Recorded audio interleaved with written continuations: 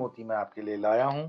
ऐसी 14 भविष्यवाणियां मैं आपके साथ आज शेयर करने जा रहा हूं, जो 2024 से आने वाले 2039 तक आपको मार्गदर्शन बताती हैं कि भारत किस दिशा में जा रहा है। सबसे पहली भविष्यवाणी है कि भारत के अंदर बहुत जल्दी 2 वर्ष के अंदर अंदर न्याय तंत्र में सुप्रीम कोर्ट द्वारा आमूलचूल परिवर्तन की संभावनाएं दिख रही हैं। और उनके कुछ निर्णय कुछ राजनीतिक पार्टियों के लिए तो होंगे, परंतु धार्मिक नेताओं और धार्मिक मठमंदिरों के लिए भी होंगे। कई धार्मिक संगठन उससे थोड़े बहुत प्रभावित अपने को महसूस करेंगे और हो सकता है देश में अराजकता फैलाने का भी प्रयास करेंगे। ये न्याय तंत्र को लग करके मैंने आपको बताई है भविष्यवाणी, जो 2 वर्ष के अंदर ही हो जाएगी। दूसरा है, इसी न्याय तंत्र के परिवर्तन से कुछ पार्टियों के वरिष्ठ नेताओं को सजा होने वाली है और उस सजा के कारण वो शायद देश छोड़ करके भागेंगे भी, और उस सजा के कारण कुछ सदमे से मर भी जाएंगे। और ये कार्य 2 साल के अंदर ही सुप्रीम कोर्ट द्वारा हो जाएगा। तीसरा है, न्याय तंत्र से ही लगता है 2-3 साल के अंदर काशी और मथुरा के फैसले भी जल्दी सुप्रीम कोर्ट में आने की संभावना है, और उसमें बहुत ही सुलझे हुए मुस्लिम नेता, मुस्लिम लोग, मुस्लिम समाज समर्थन देते हुए भारत के अंदर जो गलतियां हो चुकी है पूर्व शासकों द्वारा, उसको सुधार लेने की संभावनाएं दिखती हैं और शांतिपूर्ण इसमें हल दिखता है। और ये भी बात 2-3 साल के अंदर ही है। दक्षिण भारत के वरिष्ठ नेताओं को और बच्चों को जल्दी 2-3 सालों के अंदर ही सुप्रीम कोर्ट या अन्य कोर्टों द्वारा सजा होने वाली है। और दक्षिण में 2-3 राज्यों में भारतीय जनता पार्टी अपने बलबूते सरकार बनाएगी दक्षिण भारत में, और ऐसी ऐसी जगहों पर वो सीट जीतेंगे जहां पर कोई अपेक्षा हमने नहीं रखी है। 2024 में नरेंद्र मोदी सरकार, जिसका आपको इंतजार था, ये 5वें नंबर की घोषणा भविष्यवाणी की कि 2024 में नरेंद्र मोदी सरकार बहुमत से जीत रही है।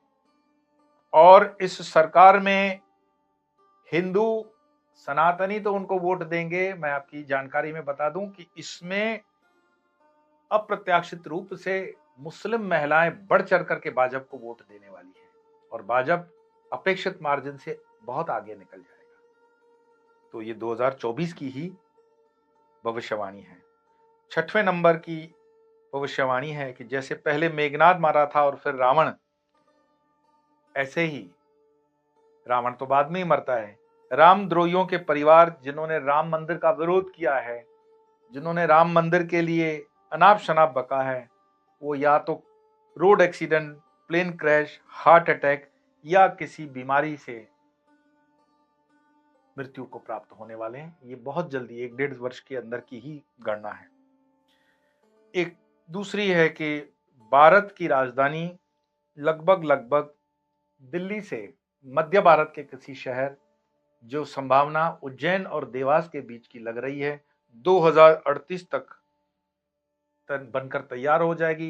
लेकिन यह निर्णय मोदी सरकार अपने कार्यकाल 2024 के बाद ले लेगी और ये इसी वर्ष हो जाएगा।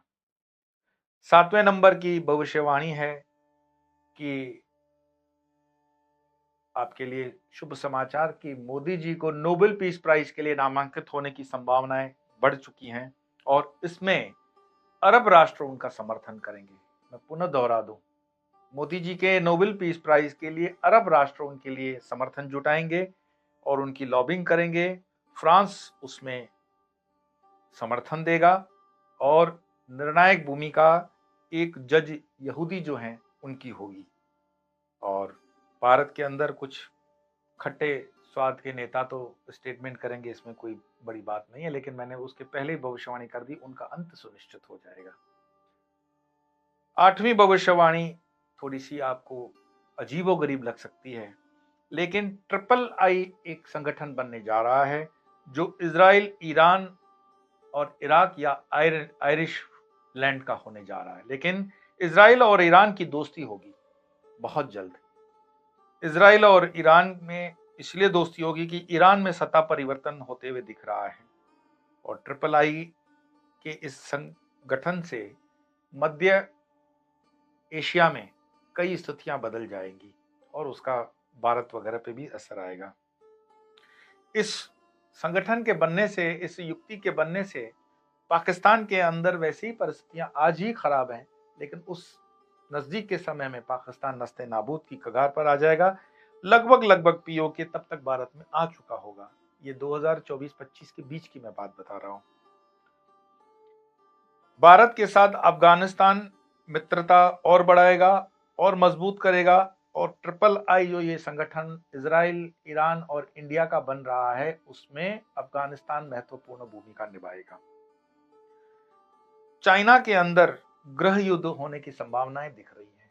चाइना के अंदर गृह युद्ध होगा, और अगर दलाई लामा और उनके सहयोगी रणनीतिक रूप से अच्छे निर्णय लें तो तिब्बत को स्वायत्तता प्रदान हो सकती है, और विश्व स्तर पर तिब्बत को समर्थन देने के लिए कई देश आगे आएंगे, जिसमें भारत प्रमुख होगा। और ये भी संभावना बन रही है कि चाइना जब अपने वॉर से हारने की कगार पर होगा तो कैलाश मानसरोवर वाली जमीन भारत के हिस्से में आने की संभावनाएं दिख रही है। भारत यूनाइटेड नेशंस की पूर्ण सदस्यता बहुत जल्दी प्राप्त करने जा रहा है, और भारत यूनाइटेड नेशंस की पूर्ण सदस्यता प्राप्त करने के बाद उसका नेतृत्व करते हुए कई जगहों पर ऐतिहासिक अगवानी करेगा, और वो निर्णय आने वाले समय में स्वर्ण अक्षरों में लिखे जाएंगे। बहुत जल्द 24-25 के ही इस वर्ष में भारत संघ राज्य की स्थापना और विस्तार लेगी। भारत के संघ राज्य में भूटान, नेपाल, पाकिस्तान, श्रीलंका, म्यांमार, अफगानिस्तान यानी कि सार्क के लगभग सारे देश भारत के साथ ही एकजुट रहेंगे, और इन सभी देशों का डिफेंस, फॉरेन अफेयर्स और करेंसी एक होगी। ये तीन एक स्वायत्तता हो सकती है, देशों को दे दी जाए, लेकिन झंडा लगभग एक हो जाएगा।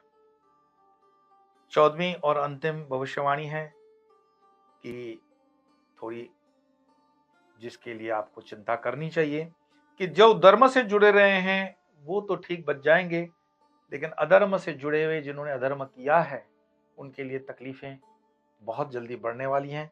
कुछ कुदरती आपदाएं आती हुई दिख रही हैं, जिसमें यूरोप, अमेरिका, ऑस्ट्रेलिया विशेष प्रभावित होंगे। भारत के तटीय क्षेत्र जो हैं वो प्रभावित होंगे सुनामी, तूफान इत्यादि से, और कई राज्यों में जहां पर जनता जनार्दन ने अधर्म का सहारा दिया है उनको परेशानी हो सकती है। मैं हमेशा कहता हूं कि धर्म के साथ रहना, न्याय के साथ रहना, सत्य के साथ रहना, क्योंकि परमात्मा के न्याय तंत्र में अन्याय होने की कोई संभावना नहीं है। और आपको लगता है कि कहीं कोई गलती हुई है या होने जा रही है, तो उसको रोकना और उसको सुधारने का प्रयास कर्म के माध्यम से आपके हाथ में है।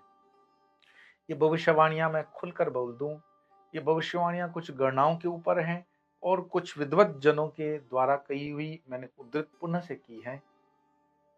ये भविष्यवाणियां देश काल परिस्थिति के अनुरूप कभी थोड़ी इधर उधर हो सकती हैं समय काल में, परंतु इसको कोई मिटा नहीं सकता।